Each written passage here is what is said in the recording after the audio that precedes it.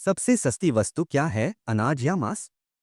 मगध सम्राट बिंदुसार ने एक बार अपनी सभा में पूछा।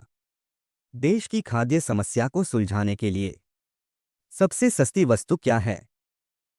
मंत्री परिषद तथा अन्य सदस्य सोच में पड़ गए। चावल, गेहूं, ज्वार, बाजरा आदि तो बहुत श्रम के बाद मिलते हैं, और वह भी तब जब प्रकृति का प्रकोप न हो। सी हालत में अन्न तो सस्ता हो ही नहीं सकता। तब शिकार का शौक पालने वाले एक सामंत ने कहा, राजन, सबसे सस्ता खाद्य पदार्थ मांस है। इसे पाने में मेहनत कम लगती है और पौष्टिक वस्तु खाने को मिल जाती है।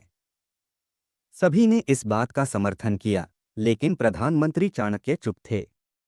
तब सम्राट ने उनसे पूछा, चाणक्य, आपका इस बारे में क्या मत है?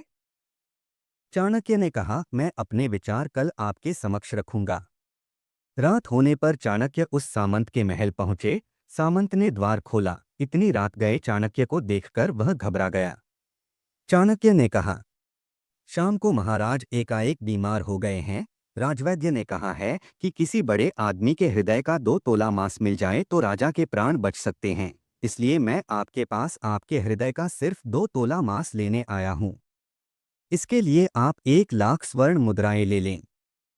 यह सुनते ही सामंत के चेहरे का रंग उड़ गया। उसने प्रधानमंत्री चाणक्य के पैर पकड़कर माफी मांगी और उल्टे 1 लाख स्वर्ण मुद्राएं देकर कहा कि इस धन से वह किसी और सामंत के हृदय का मांस खरीद लें।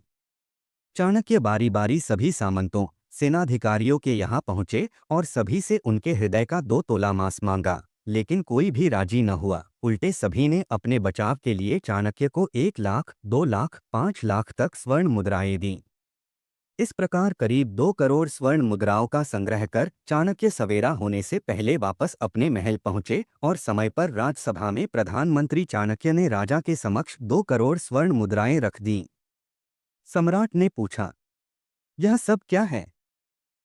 तब प्रधानमंत्री ने बताया कि 2 तोला मांस खरीदने के लिए इतनी धनराशि इकट्ठी हो गई, फिर भी 2 तोला मांस नहीं मिला। राजन, अब आप स्वयं विचार करें कि मांस कितना सस्ता है। जीवन अमूल्य है। हम यह न भूलें कि जिस तरह हमें अपनी जान प्यारी है, उसी तरह सभी जीवों को भी अपनी जान उतनी ही प्यारी है। लेकिन वो अपनी जान बचाने में असमर्थ है, और मनुष्य अपने प्राण बचाने हेतु हर संभव प्रयास कर सकता है। बोलकर, रिझाकर, डराकर, रिश्वत देकर आदि। पशु न तो बोल सकते हैं, न ही अपनी व्यथा बता सकते हैं। तो क्या बस इसी कारण उनसे जीने का अधिकार छीन लिया जाए? शुद्ध आहार शाकाहार, मानव आहार शाकाहार।